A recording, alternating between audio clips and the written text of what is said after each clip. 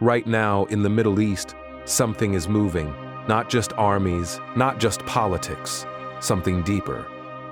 The Bible mentions Israel over 2,500 times, more than any other nation. Why? Because according to ancient prophecy, Israel is not just a country, it is a clock, and that clock is ticking. For thousands of years, scholars said Israel would never exist again. But in 1948, it did. The Bible predicted it, and now new patterns are appearing. Patterns that were written down centuries ago. Patterns that are happening right now. In the year 70 after Christ, the Roman Empire destroyed Jerusalem. They scattered the Jewish people across the world. No homeland, no temple, no country. For almost 2,000 years, Israel disappeared from the map. Historians said it was over, a dead nation. But the Bible said something different. In Ezekiel 37, God showed the prophet a vision, a valley full of dry bones, dead bones. Then God asked, "Can these bones live?" And slowly the bones started to move. They came together. Flesh appeared, breath entered them. They stood up, an army. God told Ezekiel this was a picture of Israel, a nation that would die but come back to life. For centuries, people thought this was just symbolic, a nice story, nothing more. But on May 14, 1948, something impossible happened. Israel became a nation again, after 1878 years, against all odds, surrounded by enemies, with no army, no resources, and yet, it survived. This was not luck. This was pattern number one.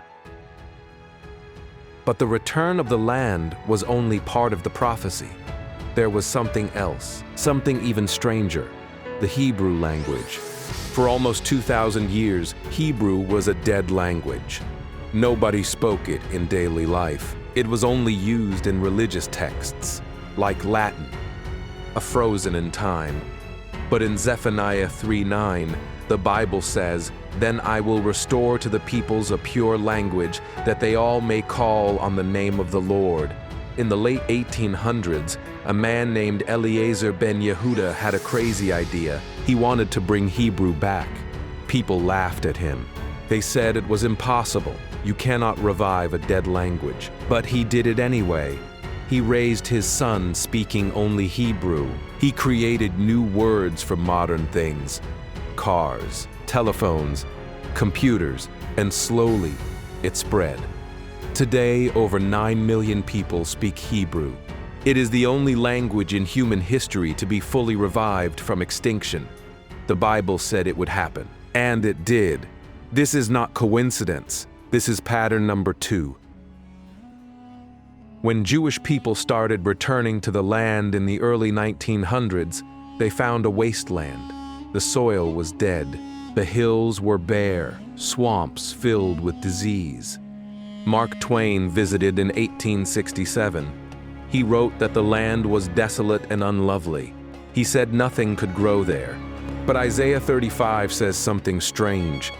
The desert shall rejoice and blossom as the rose. Waters shall burst forth in the wilderness.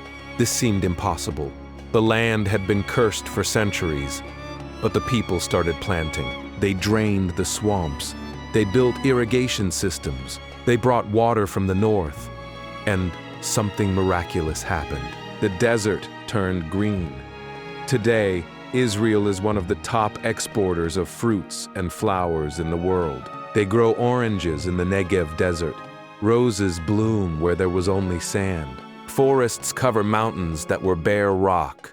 Scientists call it agricultural genius, but the Bible called it 2,700 years ago. Pattern number 3 is not about farming, it is about fulfillment. Jerusalem. The name means city of peace, but for most of history, it has been anything but peaceful, destroyed, rebuilt, conquered, over and over. For 2,000 years, Jerusalem was controlled by Gentiles, Romans, Byzantines, Muslims, Crusaders, Ottomans, British. The Jews had no access to their holiest site, the Western Wall. But in Zechariah 12, the Bible makes a bold claim. I will make Jerusalem a cup of trembling unto all the people round about. And in Luke 21:24, Jesus said Jerusalem would be trampled by Gentiles until the times of the Gentiles are fulfilled. In 1967, something shifted, the Six-Day War. Israel was surrounded by enemies, Egypt, Jordan, Syria. They were outnumbered, outgunned.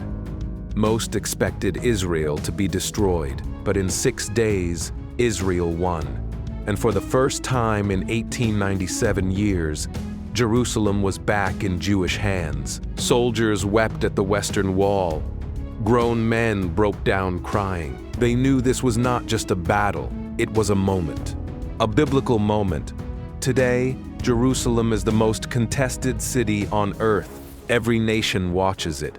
Every leader has an opinion about it, just like the Bible said. Pattern number 4 is not about war. It is about positioning. Now, here is where things get strange.